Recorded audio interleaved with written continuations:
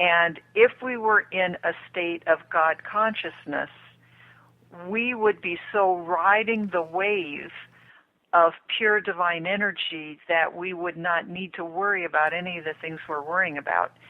And if you look at historically the beings that have reached that level of God consciousness, and I don't know that there's a lot of them, but there are some of them that we know about, they have no need for anything physical, and yet they get along just fine, and whatever they need, they can really manifest right out of the void, the quantum field, which is that field of all possibility.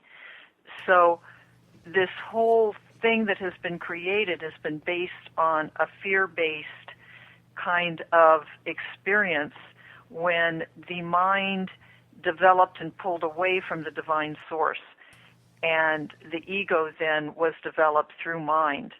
And that's a really interesting thing to look at if we look at it very deeply, and if we look at our own individual lives and what's going on deep inside of us and why we've made the choices we've made and why we've experienced the things we've experienced. And I've been doing that myself the last couple of weeks after this message came through, and very telling. I mean, I have a greater understanding of why things have happened in my life the way they've happened. And I've done self-examination for years, as most of us in this kind of thing have.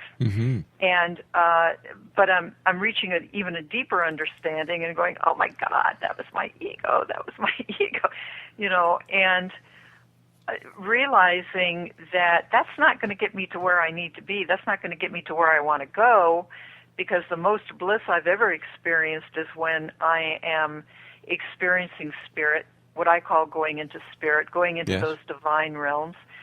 And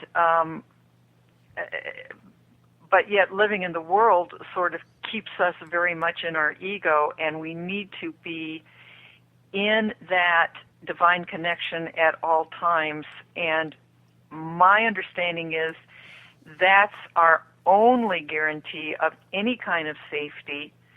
Whether we lose the physical body or not is not the issue so much as what is safety for our soul and what is safety for our spirit, because we're going to go on after we lose the physical vehicle.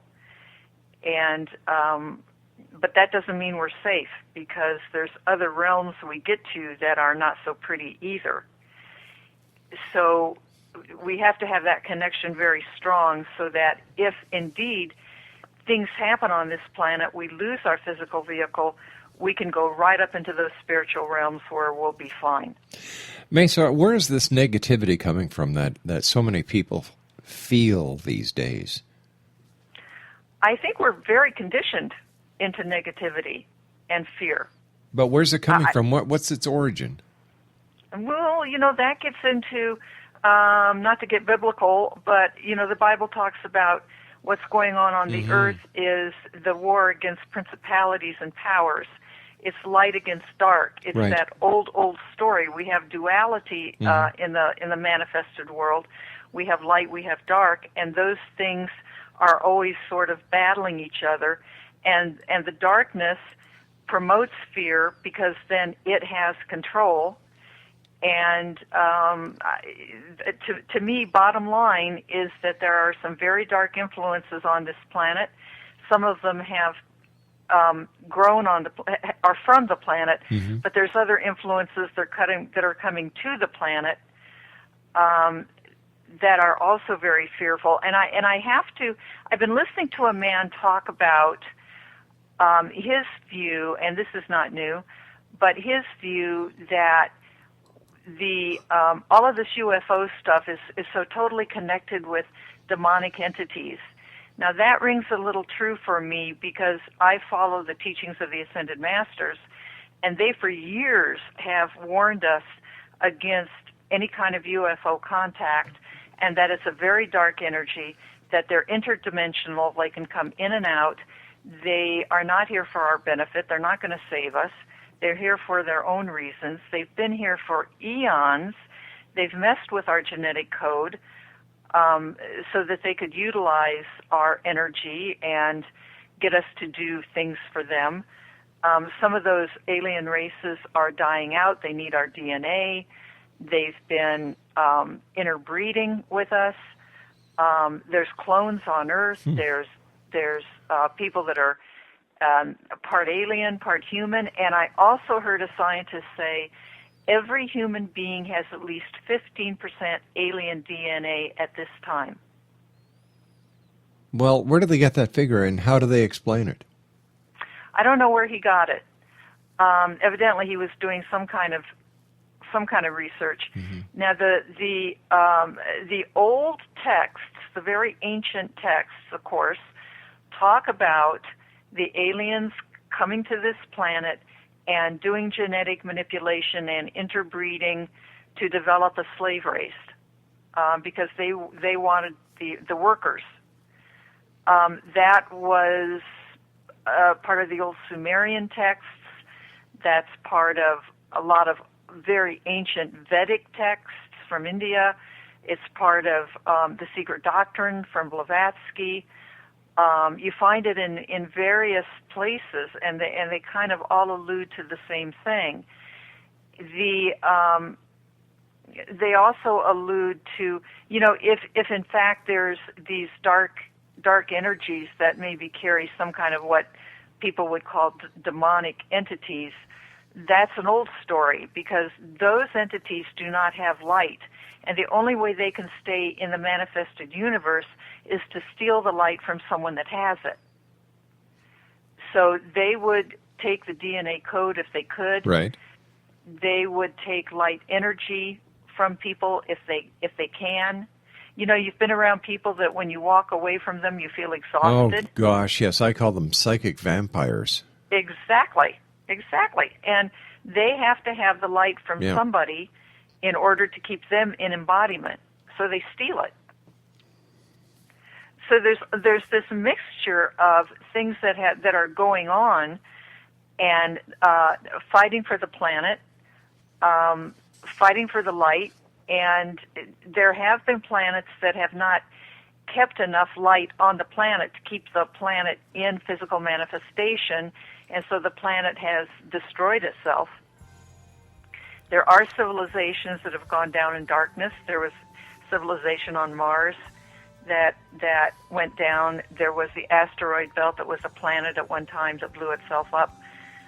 Supposedly, some of the people got off of it and came to Earth and landed on Earth, brought their wars with them, and guess where they landed? I have a good idea, and you and I will be back on the other side of this commercial break with the news as we continue from our studios in Hamilton, Ontario, Canada. Me Sah's my special guest, Exonation, www.mesa.weebly.com. My name is Rob McConnell. We'll be back after the news. Don't go away.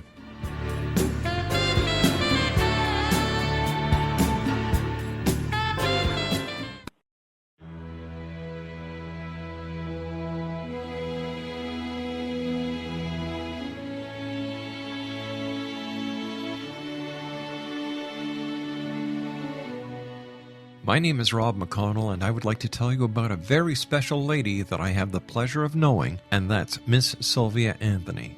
Sylvia Anthony believes the golden years are a time to gear up and get busy, not relax and take it easy. She has faced many hardships in her 84 years, but they have made her stronger and more determined. As founder and president of Sylvia's Haven, a shelter for women and their children near Boston, Sylvia has helped transform over 1,086 lives in the past 27 years, not only with housing, but also providing direction as to where they can go to develop the earning skills they want and need to live free from difficult domestic situations. Sylvia's Haven is everything to Sylvia Anthony, even calling it her magnificent obsession. Women who qualify for the program at Sylvia's Haven receive assistance via guidance counselors to find the appropriate job opportunity. Women and their children may remain at the housing for up to 2 years. At the end of this time, or sooner, a woman who is successfully employed and has an apartment or home may leave Sylvia's Haven to begin a new and independent life.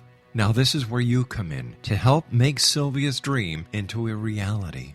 Sylvia's dream is to have a Sylvia's Haven in every state to help as many women and their children as she can, and to help this dream come true. A crowdfunding site has been established which can be accessed at www.sylviasdream.org. Now that's www.sylviasdream.org. With your financial help and support, Sylvia Anthony will continue to help those in their time of need, not only in the Boston area, but with her dream of having a Sylvia's Haven in every state of the United States.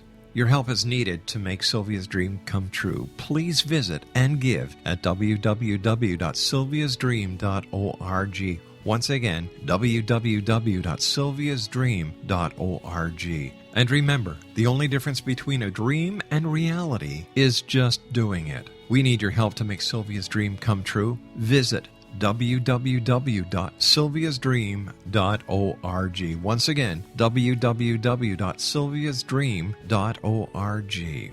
For the X Zone Radio TV show and the X Chronicles newspaper, I am Rob McConnell.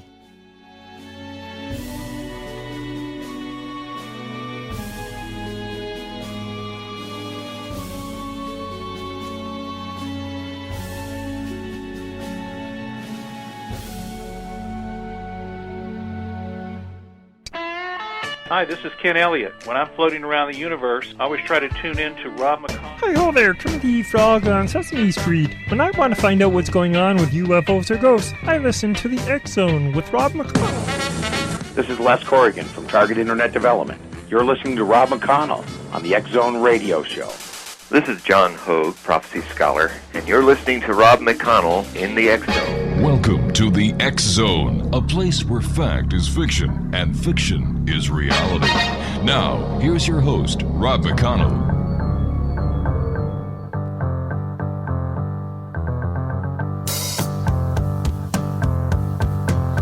I like the way you smiled at me. I felt the heat that enveloped me. And what I saw, I like to see. I never knew where evil grew. I should have steered away from you. My friend told me to keep clear of you. But something drew me near to you. I never knew where evil grew. Evil grew. Welcome back, everyone. Me Sah is my special guest this hour of the X Zone. Her website is www.mesah.weebly.com, and that's MESAH.WEEBLY.com. And Me Sah is a spiritual medium, clairvoyant. She also works with energy. She's a certified matrix energetics practitioner. She has done a lot of work concerning metaphysics, spirituality, meditation, and the occult. Once again, her website, www.mesah.weebly.com.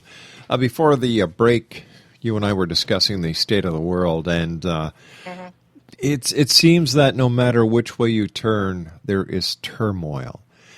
Is it too late?